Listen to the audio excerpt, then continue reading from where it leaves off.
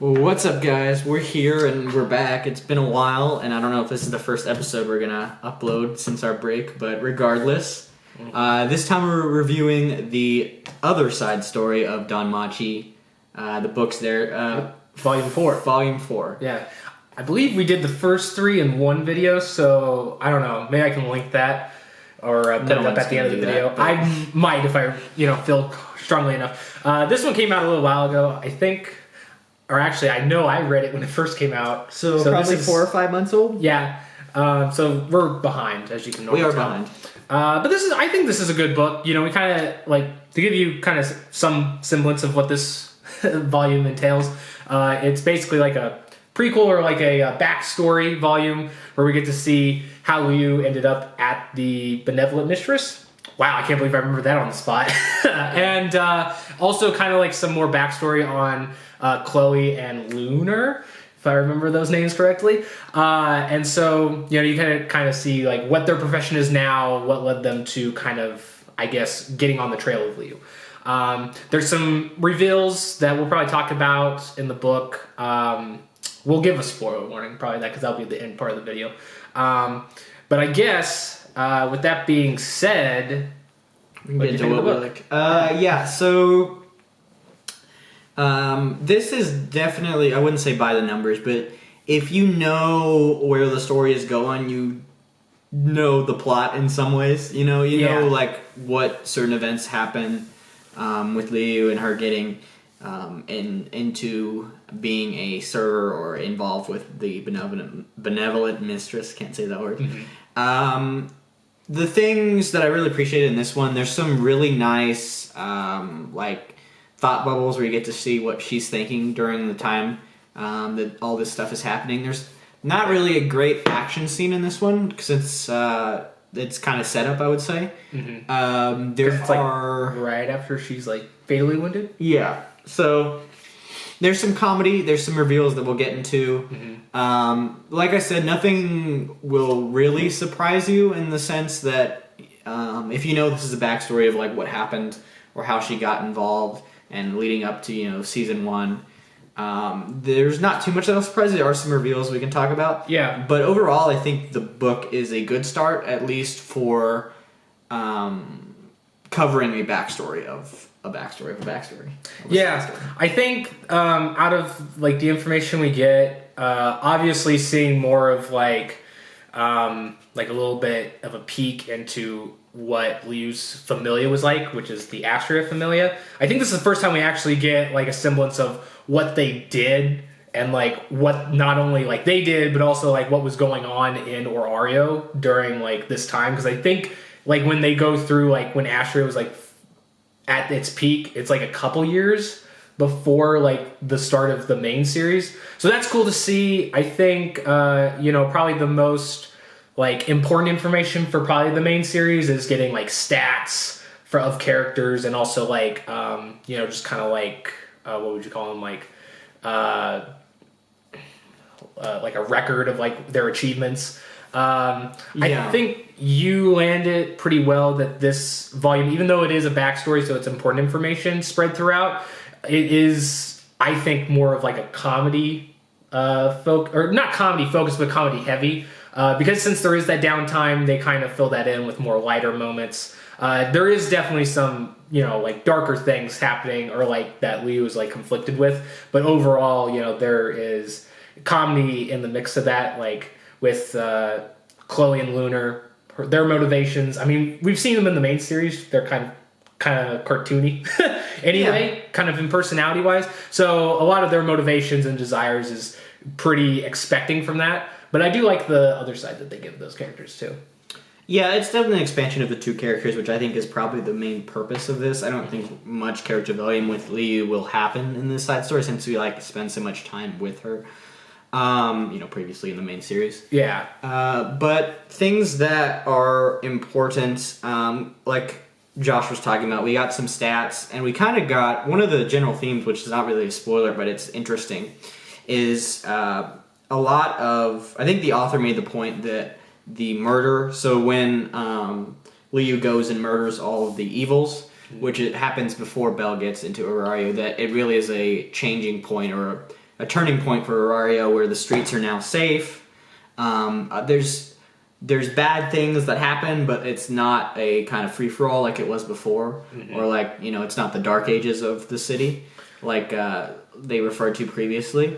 So it was interesting. I didn't know that was kind of like the time distinction, but it was, I think the author did well in kind of making that distinction, making this action that Lyu did in the past more important than it originally seemed. Yeah, because not only is it just like, like in her eyes, just senseless murder, it is just kind of like one of those things where like, yeah, those people were changing lives in a lot of ways that Belle tries to in the main series. And the fact that they're gone leaves a huge hole in the city. But before they were gone, they were able to do some good. The one thing I will say, as much as I agree with you, I love that they kind of show that beginning part of the city and just what an impact their Familia has. The timeline is a little goofy for me, at least to me. Like, I feel like that's like such a dramatic change for just like only a couple years. But I mean, as we've said before, the timeline is a little weird. I mean, the first 14 volumes. I know it's like happened in like 6 months. Yeah, so you know, who knows?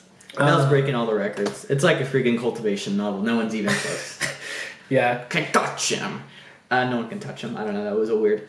I think so. Should we go into the big reveals? Yeah, we'll go ahead and talk a little bit more of that so we can get kind of a discussion, because I don't know when we would actually get to a discussion. Plus, the next volume's already out anyway. So before we do that, though, we'll give you a rating. I liked this volume more than I believe the second volume in this series so far. I'd have to go back and see if like what it ranks. I think it's like maybe like my second favorite.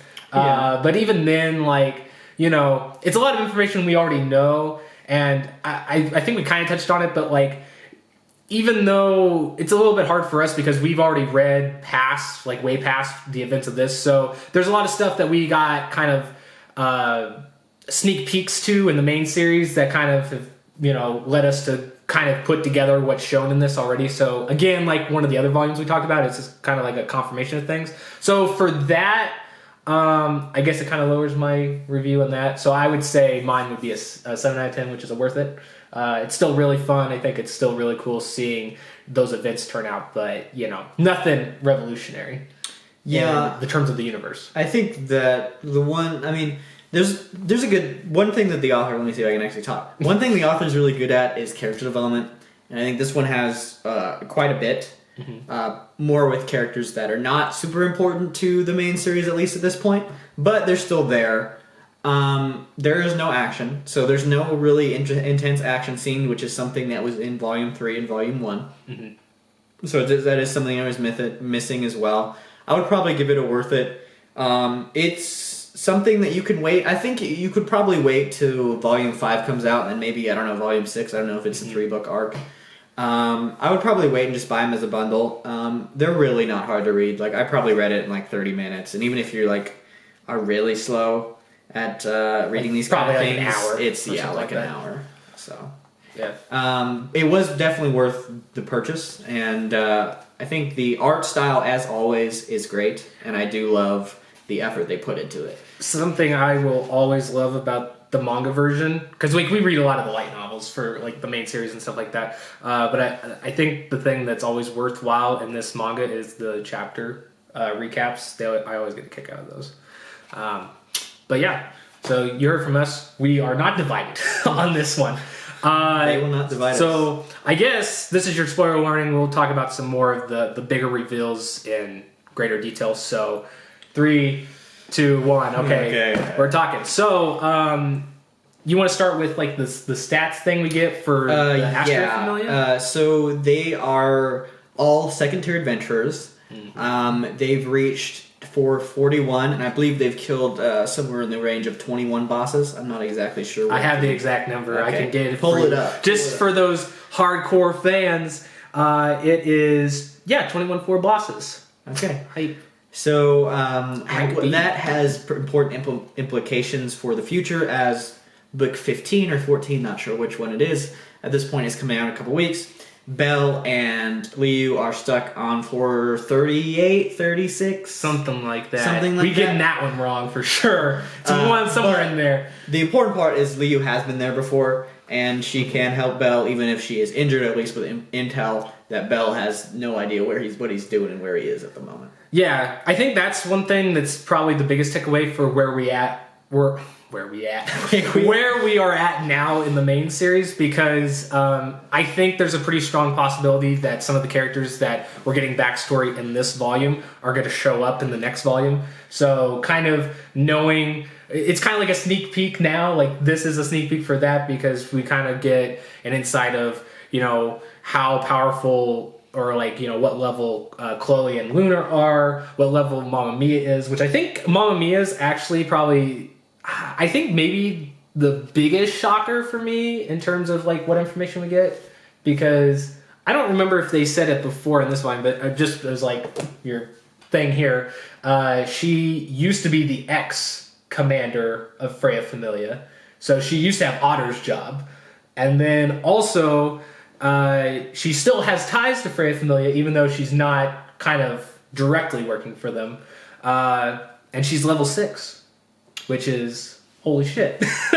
Who wouldn't know? Yeah. Who wouldn't know? So I think that's cool to explain, because it's always been like a running gag in the main series that they're afraid of her. And obviously like she has explosions of anger, but you know, it's kind of like one of the things where it's like, you know, is it because she's got something on them? Is it just because they don't want to get yelled at? Or it's like, no, she could kill them all by herself probably. Yeah, it'll be interesting to see if we get to see her fight in the next couple books. But also, Lyu is top level 4. We don't get specifics like her stats in this, but we do get like both people coming to hunt or track Lyu are level 4s as well, and they're slightly scared. And there's a direct mention that she's top level 4. So it'll be interesting to see how that power... Well, it'll be interesting to see if they fight in the next book, if Lyu and Belle fight alongside each other to try to survive, and if they do, if Belle's significantly stronger, or if they're about the same, or, you know, it may be a scenario where we don't get to see her fight. But if she does, she might level up. Yeah, you never know. She may be in for a level up if she joins Hestia Familia. It had to be something big though, because the Goliath didn't do it. Yeah. Well, but I will say one highlight here, just because I didn't want to spoil it. I guess it isn't a huge spoiler, so I could have mentioned it before this.